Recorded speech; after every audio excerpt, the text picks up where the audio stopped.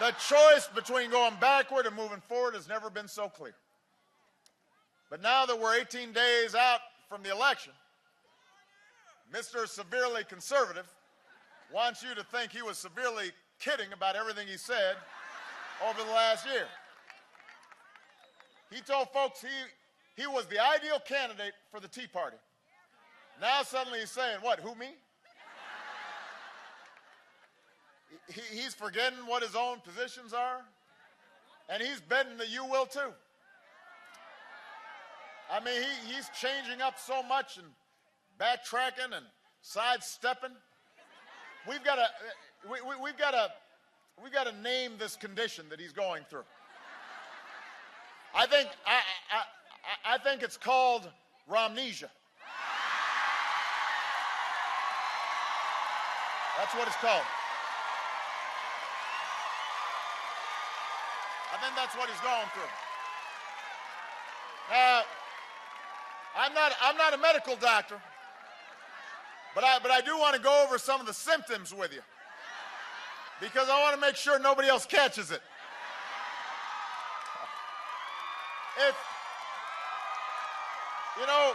If you say you're for equal pay for equal work, but you keep refusing to say whether or not you'd sign a bill that protects equal pay for equal work, you might have Romnesia. If you say women should have access to contraceptive care, but you support legislation that would let your employer deny you contraceptive care, you might have a case of Romnesia. If you say you'll protect a woman's right to choose, but you stand up at a primary debate and said that you'd be delighted to sign a law outlawing that right to choose in all cases, man, you've definitely got Romnesia.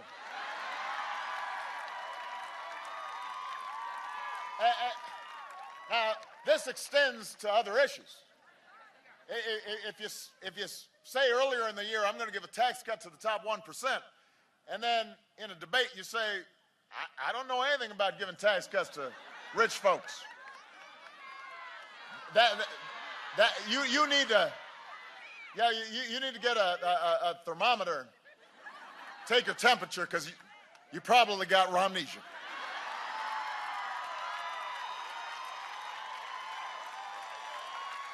If you say that you're a champion of the coal industry, while you were governor, you stood in front of a coal plant and said, this plant will kill you. That's some Romnesia.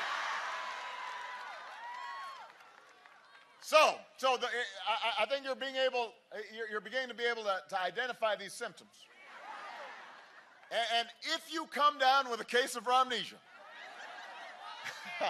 and you can't seem to remember the policies that are still on your website or the promises you've made over the 6 years you've been running for president, here's the good news.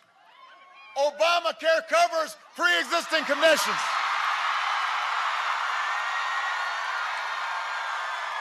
We can fix you up. We've got a cure. We can make you well, Virginia.